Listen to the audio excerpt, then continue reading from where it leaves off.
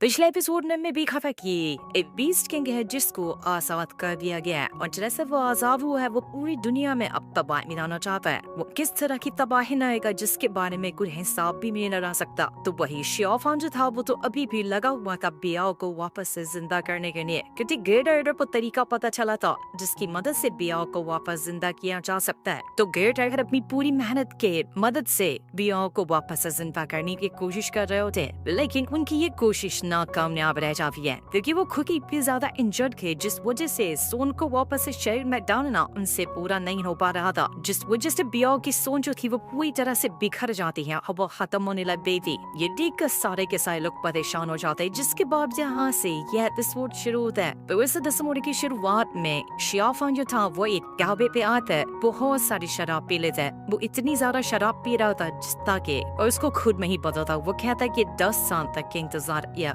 10 साल तक की पागल बना रहा मैं, लेकिन अंत में नतीजा क्या निकला, कुछ भी नहीं, सब खत्म हो गया। 10 साल का मेरा इंतजार महज कुछ सेकंड के अंदर खत्म हो चुका है, क्योंकि बियाओ की जो सूल थी वो डिस्ट्रॉय हो गई वापस से दोबारा शरीर में डालने की वजह से। और अब दूसरा कोई तरीका नहीं है दोबारा से बियाओ को जिंदा करने का, यानी कि बियाओ अब कभी जिंदा नहीं हो पाएगी। जिस चीज का सदमा शियाफान बर्दाश्त ही नहीं कर पा रहा था, उसको समझ ही नहीं आ रहा था ये क्या हुआ। जिस चीज के अंदर पागल बना हुआ था कुछ ही टाइम के अंदर वो चीज हमेशा के लिए खत्म हो गई। ये कैसे हो सकता है, आखिर मेरे साथ ही ऐसा क्यों होता, मैंने किसी का क्या बिगाड़ा है। वो पागल आवारा मजनू की तरह इधर उधर घूमने जा रहा था। शराब पीकर दोस्तों खुद में होश नहीं होता है, कभी यहाँ वो गिरता तो कभी वहाँ गिरता, बस चिल्लाया जा रहा था इन मेरे साथ ये ऐसा क्यों होता है। जिस चीज के लिए मैंने अपनी जिंदगी लगा दी लेकिन वही चीज मेरे हाथ में ही लग पाई। इतना उदास इतना इमोशनल शियाफान आज तक के कभी लाइफ में नहीं हुआ था। ढाबे वाले लोग भी यहाँ पर शियाफान से कह रहे थे कि अरे बस करो,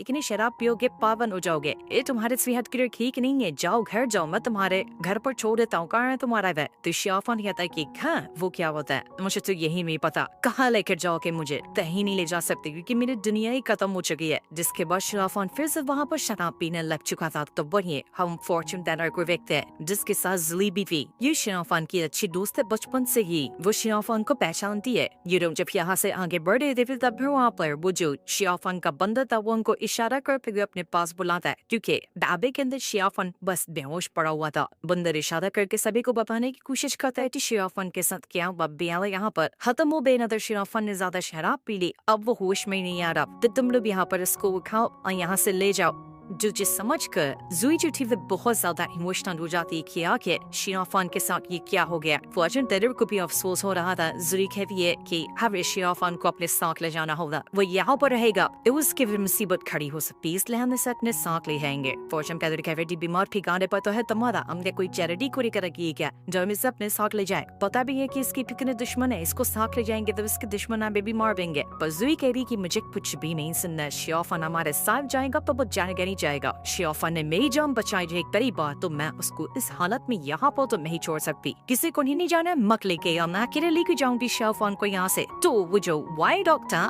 मतलब उसका नाम है वाई डॉग, वो शियाफान को उठाकर अपने साथ ले जाने लगता है क्योंकि वो जिली को पसंद करता है, उसके लिए वो कुछ भी करने को तैयार है। तो वहीं हम खुश किंग को देख के जो कि बियाओ के कबन के पास जहाँ पर वो लेटी हुई थी वहाँ पर बैठा हुआ था। वो खुद से कह रहा था कि मेरी उम्मीदों पे पानी फिर गया, बहुत उम्मीद लगा कर रखा था मैंने कि तुम वापस से मेरे पास आ जाओगी, लेकिन सब खत्म हो गया। मुझे नहीं लगता कि विलत में एक अच्छी जिंदगी भी है, न तुम्हारे न तुम्हारी माँ को, दोनों को मैंने सिर्फ परेशान किया। मरने के बाद क्या मैं उनको वो दिखाऊंगा, मुझे अभी से बुरा लग रहा है। गोश्त ने तो अपने आप को कमरे के अंदर ही बंद कर लिया था। बियाओ की आंटी और दूसरा वाला जो अर्डर होता है वो दोनों परेशान के कि आखिर सखी उधर बाहर क्यों नहीं आ रहे, वो खींचूंगे ना, उनको बहुत ज्यादा टेंशन हुई है। पर तब वहाँ पर घोष किंग बाहर आके जब सभी उसको देखते हैं तो वो सब हैरान हो जाते क्योंकि घोष डिब्बान एकदम वाइट, वो एकदम बूढ़े जैसा दिखने लग गया था टेंशन के मारे, क्योंकि उसे टेंशन ही इतनी ज्यादा दिमाग के अंदर बांध ली थी। वो लोग कहते कि आपको क्या हुआ, तो घोष किंग कहते मुझे पता है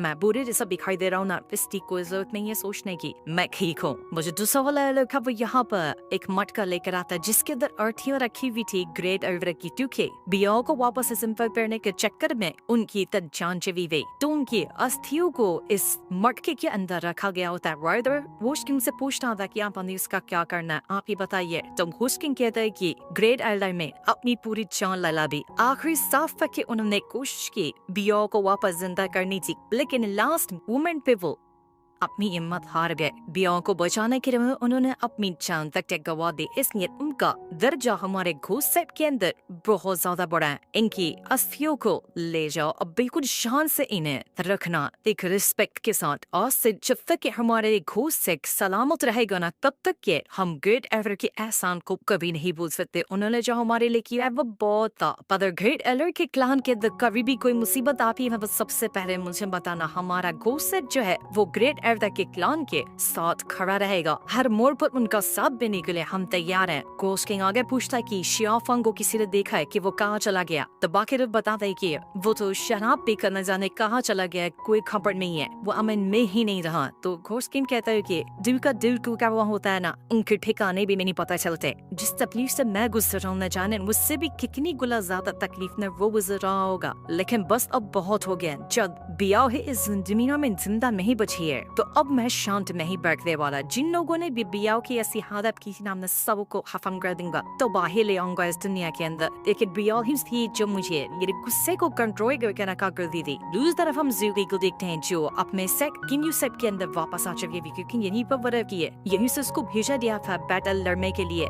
दुश्मनों के साथ। तो वहाँ से वो बैटल लड़कर यहाँ पर रिटर्न आ चुकी थी। सदी उससे कहते कि तुमने इस बैटल में बहुत अच्छे से लड़ाई की है, तो अब तुम जाकर आराम कर सकती हो, तुम बहुत ज्यादा थब्बे हो गई। इसलिए ज़ूगी जो थी वो बाहर से चली जाती है। किन्यू सेट का जो मास्टर था वो यहाँ पर कह रहा था कि शिया फान बिल्कुल भी नहीं बदला, वो इतना खतरनाक हो चुका है ना, जिसके बारे में हम सोच भी नहीं सकते। तो लूसी जो मास्टर वहाँ पर खड़ी थी वो कहती है कि आज जिस भी हालत में शिया फान है ना, उसके जिम्मेदार कहीं न कहीं हम लोग ही है। हमारे ही गलतियों की वजह से शिया फान को इस तरह के हालातों से गुजरना पड़ रहा है। शिया फान ने तो हमारा अहमियत भी फ्रैपल का। तो मास्टर कहता है कि तुम्हें क्या लगता है कि सारी चीज में मेरी गलती है? मैंने ज़ूजियान स्वॉर्ड को इसलिए नहीं चलाया था कि मैं बियाओ को जान से मार दूं, न तो बस यहाँ पर अपने लोगों की रक्षा करना चाहता था। मेरा कोई इरादा नहीं था बियाओ को मारने का। वो तो गलती से वहाँ पर मारी गई थी, जो हुआ वो किस्मत में लिखा हुआ था। लेकिन शिया फान हमें इसका कसूरवार ठहराता है, जिसमें हम कुछ भी नहीं कर सकते। लेकिन जो हुआ हमें वो भुना देना चाहिए और आगे जो होने वाला है उसकी तैयारी करनी चाहिए, क्योंकि लड़ाई भी खत्म नहीं हुई, ये तो बस शुरुआत हुई है। और मैं नहीं चाहता कि हमारा टिन्यू सेट जो है वो किसी भी चीज के लिए शर्मिंदा हो, ना ही कभी उसे अपने सर झुकाने पड़े। हमारे सेट की इज्जत पे दाद में लगना चाहिए। तो वो जो टीमन मास्टर की वो कहती है कि आपको क्या लगता है कि ज़ूगी हमें धोखा देगी? आपकी बातों से तो लगता है कि ज़ूगी हमें धोखा देने वाली है, यो भी शिया फान को लेकर। लेकिन नहीं, मुझे उसके ऊपर पूरा भरोसा है। भले से शिया फान उसकी बहुत अच्छी दोस्ती की, लेकिन ज़ूगी कभी भी शिया फान का साथ नहीं देगी हमारे खिलाफ जाते हुए, ये मेरी गारंटी है। तो मास्टर भी कहता कि वो तो प्लान ही बताएगा, देखा जाएगा कि आगे क्या होता है। मुझे भी ज़ूगी के ऊपर पूरा भरोसा है कि वो वैसी लड़की तो नहीं है, लेकिन प्यार कब इसको कौन से मोड़ पर ले जाए ना, इसके बारे में कोई नहीं सोच सकता। इसी वजह से हमें ज़ूगी के ऊपर थोड़ी सी नजर रखनी चाहिए। जिसके बाद हम अगला सीन देखते जहाँ पर सब ये बाजार में आए हुए, लेकिन तभी वहाँ का मौसम जो होता है वो एकदम ही ज्यादा बदलने लग गया था, मानो कि यहाँ पर तूफान आने लग गया हो। देखते ही देखते कई सारे कीड़े वहाँ पर आकर हमला शुरू कर देते। इस वजह से गाँव के लोग जो थे वो वहाँ पर से भागना शुरू कर देते ताकि अपनी जान बचा सके, क्योंकि वो जो बीस्ट किंग था वो आ चुका था उस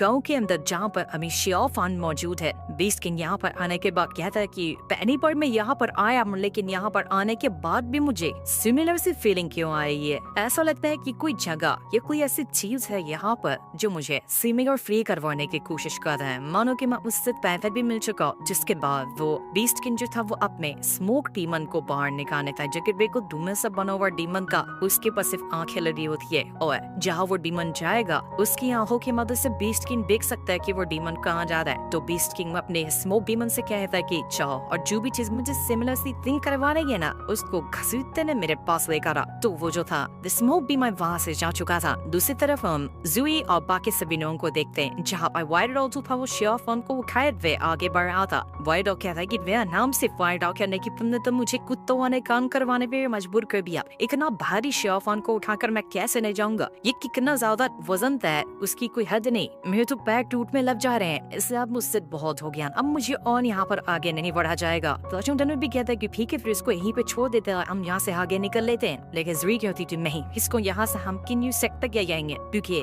अभी शियाफान बिल्कुल भी होश में नहीं है। ऐसे 2 दिन छोड़ दिया ना तो इसकी जान को खतरा हो सकता है, तो कोई कुछ सवाल नहीं करेगा, चलते रहोगे। तभी वहाँ से आगे बढ़ते हुए ज़ुई चुके वो खाई को देखते नहीं हो नीचे गिरने वाले पेपर फॉर्चून पैनर्स को वहाँ पर बचाने था। वो नो को यहाँ पर कई सारे लोग दिखाई देते हैं जो गांव को छोड़कर यहाँ से जा रहे थे क्योंकि कीड़े वगैरह ने हमला किया था, तो वो लोग घबरा कर वहाँ से जा रहे थे। जो देख कर सभी हैरान न जाते कि यहाँ पर हो क्या रहा है। रात भी होने वाली थी, जो फॉर्चून टेलर कहता है कि एक काम करते हैं, यहीं पर रात गुजार लेते हैं, सुबह होते ही हम यहाँ से निकल जाएंगे। इसलिए सभी रात गुजारने के लिए वहीं पर रुक चुके थे। जब सारे लोग यहाँ पर सो जाते तो वो जो वाइल्ड डॉग था वो यहाँ पर अपने स्वॉर्ड लिए चुपचाप से शियाफान की तरफ बढ़ने लगता है ताकि वो शियाफान की जान ले सके, क्योंकि शियाफान ने ही उसके पूरी के पूरे सेक्ट को बर्बाद कर दिया था, सबको जान से मार दिया था सिर्फ इस वाइल्ड डॉग को छोड़कर। तो अपने सेक्ट वालों की मौत का बदला लेना चाह रहा था ये वाइल्ड डॉग। हालांकि उसके बाद शियाफान ने कई बार वाइल्ड डॉग की मदद की है, लेकिन फिर भी वाइल्ड डॉग गुस्से में था। वो अपनी स्वॉर्ड लिए जैसे ही यहाँ पर शियाफान को मारने वाला था ताकि अपना वो पूरा गुस्सा खत्म कर सके कि तभी वहाँ पर शियाफान का बंदर एक्टिवेट हो जाता है, जिसने एक ही दाड़ मारते हुए उस वाइल्ड डॉग को उड़ाकर दूर फेंक दिया था, क्योंकि वो बंदर अब एकदम भयानक और अपने ओरिजिनल रूप में आ चुका था, जो कि बहुत बड़ा और 3 आंखों वाला होता है। वो इतना भयंकर था कि उसको देखकर लोग दिल की फट जाए, फाइट करना तो दूर की बात है। वाइल्ड डॉग भी पगला गया था कि मैं तो डॉग नाम का हूँ, ये शैतान कहाँ से आ गया मेरे पास, वो भी इतना बड़ा, गोरिल्ला से भी डेंजर है ये तो। फॉर्चून टेलर कहता है कि वाइल्ड डॉग तू नहीं यहाँ पर इस बंदर को इसके ओरिजिनल फॉर्म में आने पे मजबूर किया, तू ही इसको शांत करेगा वरना ये सब हमको मार देगा। ये लोग यहाँ पर सोच ही रहे थे कि तभी वहाँ पर वो स्मोक डीमन आने लग जाता है। ये देखकर शियाफान को जो बंदर था स्मोक डीमन से लड़ने जाता है, क्योंकि वो यहाँ पर सभी के ऊपर हमला करने आया था ताकि वो शियाफान को यहाँ से ले जा सके। शायद ऐसा था कि शियाफान कहीं और महसूस किया होगा जब बीस्ट किंग में तो उसको सिमिलर वाली फीलिंग आई, तो ये स्मोक डीमन शियाफान को ही लेने आया हुआ था। पर शियाफान को वो यहाँ से ना ले जाए, वो मंकी जो था वो यहाँ पर उस स्मोक डीमन से लड़ना शुरू कर देता है। जुई यहाँ पर शियाफान को बचाने की कोशिश करती है, लेकिन फॉर्चून टेलर उसको घसीट कर वहाँ से ले जाता है कि पहले हम भागते हैं यहाँ से, शियाफान कमजोर नहीं, वो इससे लड़ सकता है, लेकिन हमारे पास इनसे लड़ने की ताकत नहीं है। तो वो सभी वहाँ से भाग जाते हैं और मंकी जो था वो स्मोक डीमन से फाइट कर रहा था। शियाफान अभी भी बेहोश होता है, उसको अलग अलग तरह के विजन्स आने लग गए थे, जिसमें वो स्मोक डीमन जो था वो अलग अलग तरह की चीजें शियाफान को दिखा रहा था जो उसके साथ पहले हो चुकी है, और यही दिखाते हुए वो शियाफान के ऊपर कंट्रोल हासिल करना चाह रहा होता है। लेकिन हर बार वो बंदर वहाँ पर आकर शियाफान को बचा लेता और स्मोक डीमन की बढ़िया तरीके से धुलाई कर देता। स्मोक डीमन और बंदर के बीच में बहुत जबरदस्त फाइट होती, दोनों अपने पावर का इस्तेमाल करते हुए एक दूसरे के ऊपर एक से बढ़कर एक अटैक किए जा रहे थे। जहाँ पर थोड़ा थोड़ा कमजोर नजर आ रहा था वो मंकी, क्योंकि स्मोक डीमन के पास पावर है असल में बीस्ट किंग के, जिसकी वजह से वो स्मोक डीमन इतना भयंकर लग रहा था और मंकी को उसके सामने लड़ने में थोड़ी सी परेशानी हुई। जब जब यहाँ पर स्मोक डीमन थोड़ा सा कमजोर नजर हो आता तो वो बीस्ट किंग अपनी पावर को डाल देता उस स्मोक डीमन के अंदर, जिस वजह से स्मोक डीमन यहाँ पर वापस से स्ट्रॉन्ग हो जाता। यही वजह थी कि मंकी वहाँ पर उस पर अब आ रहा था। बहुत ही भयंकर यहाँ पर बैटल चल रहा होता है। मंकी यहाँ पर अपनी हालत खराब कर चुका था। आसमान से एक स्वॉर्ड आती है जो शियाफान के ऊपर गिरकर उसको खत्म करने की कोशिश करती है, पर बीच में वो मंकी आकर सीधा का सीधा स्वॉर्ड को खुद पर ही झेल जाता है। जो स्वॉर्ड उसके आर पार हो चुकी थी, पर अब यहाँ पर एक स्वॉर्ड क्या खत्म हुई थी, अनगिनत स्वॉर्ड आ जाती है, जिन स्वॉर्ड ने यहाँ पर शियाफान और बाकी सभी को पूरी तरह से घेर लिया था। बंदर यहाँ पर अपनी पावर की मदद से शियाफान को बचाने की कोशिश करता, लेकिन उसकी हिम्मत जवाब दे चुकी थी। तब वहाँ पर होश में आ जाता है शियाफान, जो अपने बंदर को अपने हाथ में लिए हुआ था। वो अपने बंदर से कहता कि बस ऑत हो गया, तुमने अपना काम किया, अब बारी है मेरी। अब मैं इस स्मोक डीमन को सबक सिखाता हूँ, अब होगा धमाकेदार एक्शन। इसके बाद शियाफान अपनी स्टिक लिए उस स्मोक डीमन से लड़ने को तैयार था। दोनों के बीच में एकदम भयंकर बैटल शुरू हो जाता है। दोनों अपनी पावर का इस्तेमाल करते हुए एक दूसरे के ऊपर अटैक कर रहे थे। शियाफान घोस्ट हैंड भी बना सकता था, तो वो घोस्ट हैंड की मदद से उस स्मोक डीमन को मारने की कोशिश करता है, लेकिन स्मोक स्मोक डीमन तो यहाँ पर मरने को तैयार ही नहीं, वो वापस से अपना खुद को रिकवर करता जाता है क्योंकि बीस्ट किंग उसकी पावर को बढ़ा जा रहा था। बीस्ट किंग जब शियाफान को देखता है तो वो कहता है कि इंटरेस्टिंग, बड़ा ही कमाल का बंदा है। वैसे लगता तो ये बिल्कुल एक ऑर्डिनरी इंसान है, कोई पावरफुल डीमन या गॉड नहीं लगता है, लेकिन देखो जिगरा कितना है कि ये सीधा आ गया मेरे स्मोक डीमन से लड़ने के लिए। लगता है कि इसको अपनी जान प्यारी नहीं है। शियाफान अपनी स्टिक की पावर को और ज्यादा स्ट्रॉन्ग तरीके से बढ़ाने लग गया था और उसके बाद वो भिड़ जाता है सीधा का सीधा उस स्मोक डीमन के साथ। स्मोक डीमन यहाँ पर अटैक करने की कोशिश करता, लेकिन शियाफान की पावर के सामने वो थोड़ा थोड़ा कमजोर नजर आ रहा था। इस वजह से शियाफान बड़ी अच्छी टक्कर देता है स्मोक डीमन को। मार मार कर उसने स्मोक डीमन की हालत खराब कर दी थी, पर जैसे वो स्मोक डीमन को करता कि वापस से वो बीस्ट किंग स्मोक डीमन को पहले जैसा ही रिकवर कर देता। काफी देर तक के लड़ने के बाद शियाफान को अब यहाँ पर पता चलने लगता है कि स्मोक डीमन की जो पावर है ना, वो उसकी स्टिक की जो पावर है उससे मिलती जुलती है, जिसको सोल डिवोइंग पावर कहा जाता है।